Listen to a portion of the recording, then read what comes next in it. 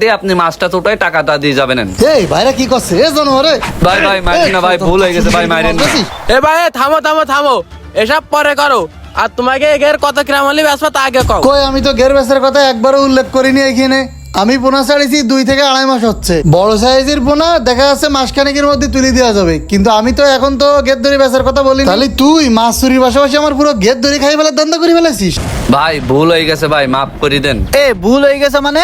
তোরে এতদিন আমি টাকা দিয়ে মাছ কিনেছি, আমি টাকা দিয়ে সুরা জিনিস কিনবো কেন? হয় এই বক্কার, তুই যে ভাত পাতিলি তাতে তো আমার লাখ লাখ টাকা চাঁদ উঠে যাইতো। আর তুই তো এসব টাকা পয়সা নিয়ে আড়াই যাচ্ছিস, সেই সময় আমার কি হইতো? ভাই মানুষও অন্ধবিশ্বাস করতে হয় না, এটা আমি জানি, কিন্তু আমি এটা মানিনি। ভাবলাম এলাকার ভাই বেকার ঘুরতেছে, একটা কাজের ব্যবস্থা করে দিই। আমি বুঝিনি সে যে আমার তলে তলে এরকম ক্ষতি করতেছে। গত সালেও মাছ বেশি আমি যে টার্গেট করেছি তার থেকে 30,000 টাকা কম হয়েছে। তাহলে এইভাবে তো আমার ধ্বংস করতেছে সবসময় ধরে। বক্কা ভাই তোমার সাথে আমি গ্যাঞ্জাম ফাঁসাতে যাবো না, কালকের থেকে যেন তুমি আমার ঘরের সীমানায় আসবো না।